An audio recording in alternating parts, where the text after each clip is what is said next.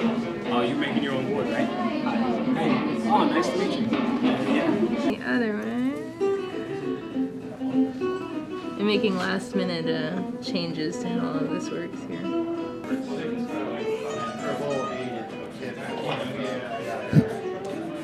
Last year we had nothing. Readers are actually the same size. All right, everyone, come on in. Thank you for coming and welcome to the Open Source Science Fair. It's very interesting to think about open source. My background is I came of age in computing in about the 90s, and at that time, the open source movement kind of felt like a bit of a social movement and a bit of open warfare, and a degree of not liking Microsoft. If any of you might predate that, Microsoft used to be the scariest company in the world. They used to do all the terrible things, everyone hated them. So that's from a time of Linux and Apache and Firefox and so many others, some of whom you're seeing here today. The movement and the nature of open source has kind of moved on since then. It seems like a kind of an interesting time because we have GitHub now. Everyone can very easily set up, organize, coordinate, roll out, deal with open source projects, which wasn't necessarily the case not too long ago. And the fact that we have so many open source projects, small projects, large projects, floating around this room is kind of proof positive of that. So we're moving into an interesting, different problem. It's not a matter of getting projects, it's not a matter of having projects, it's a matter of getting people aware of things they're not aware of. So that's part of the reason we did this tonight, to give a little more exposure to projects that we think need more exposure, to give a forum for people that are really icons of the community, and to just have a good time. Our project is Green Onion, and what it is a UI testing tool. I'm Juz Masab, and I work at Code Academy here in New York. My project is Replit. The fancy description would be it's a website for interactively exploring programming languages, but it's basically just a REPL online. I'm presenting Schema.2 or Mr. Schemato. Basically, it's a semantic web standard validator written in Python. It's easily extensible. My framework is Reveal.js. It's for presenting online. So building what you used to do with PowerPoint, Keynote, but do it on the web. I work at Visuality. We make a product called CartoDB. It's a cloud-powered database mapping, analysis, and visualization engine.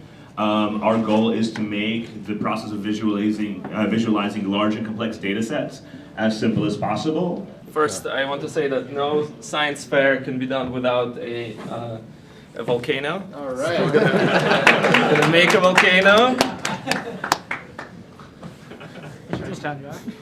It's going to be crazy. Everyone with me? Round of applause. I'm talking about a curriculum for instructors to teach Ruby on Rails. We had 2 iterations of this one at General Assembly. It's a free open source curriculum to use if you are an experienced Ruby on Rails developer and you want to teach a group of people Ruby and Ruby on Rails. Hey everybody, I'm Jeremy Ashkenaz from the New York Times, and I'm talking about some fun Canvas stuff today, both just fun toy things and also some graphics that we've done recently with hopefully some libraries we're going to open source soon and talk about later tonight. My name's Rick Waldron, and I'm demonstrating programming robots with JavaScript. That's all. Thank you. Hey, I'm Rebecca Murphy. My voice is broken. My foot is not anymore. And I am here with Rick playing with Johnny 5 and JavaScript and robots, and you will want to too. I'm Zach Coleman, I'm from GitHub. I'm going to make sure all of you do your open source on GitHub or else I will fight you and lose, and that's that. I'll be speaking later tonight, so we'll talk then. Hello, I'm Randall from Tangent. So we're an open source company building this open source NoSQL database called MongoDB. And just combine. Bo Liebens with Automatic. I'm here, I guess, representing WordPress and also Jetpack, which is our WordPress.com plugin for WordPress.org. If that's too complicated, I'll explain it to you when you come and talk to me. A few open source projects is Sketch.js, which is a 5K boilerplate for creative coding in JavaScript, using Canvas, WebGL, all sorts of things like that. Coffee Physics, which is a very small physics engine written in CoffeeScript. We've also got Foldscroll and Makisu, which are 2 CSS 3D UI concepts. Andre Behrens, New York Times. I used a bunch of template engines. I didn't like them, so I wrote my own.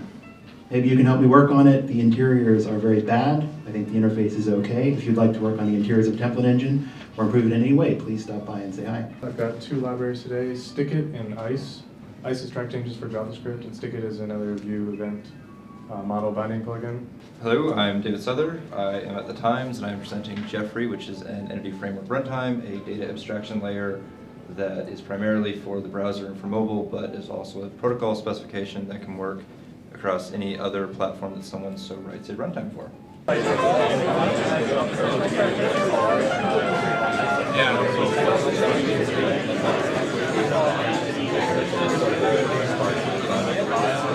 Port into a stream buffer, which was then like parsed into message packets, and then this program, this is like event-based stuff, made some decision and sent it back.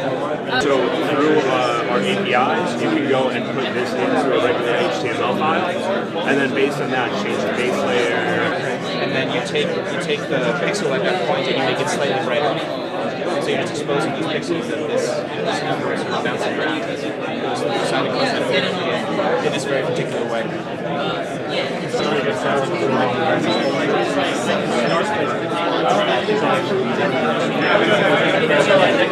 Hey guys, my name is Pete LePage. I'm a developer advocate at Google, working on Chrome and Chrome Mobile.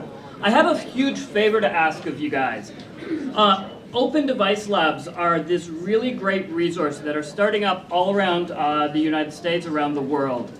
There's one that's starting up in Brooklyn. Basically, the concept is for anybody who needs to test their mobile website, you can go to one of these Open Device Labs. They've got a ton of devices that you can use. You can test your website or web app on anything from like an iPhone 1 to the latest of devices.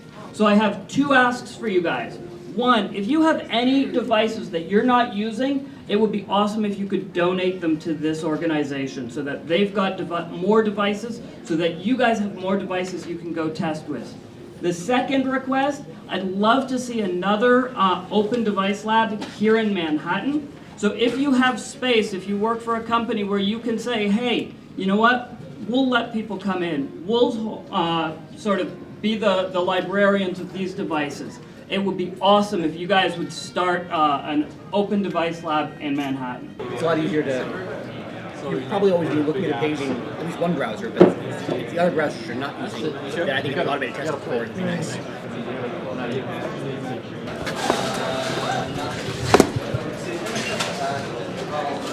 Looking forward to it.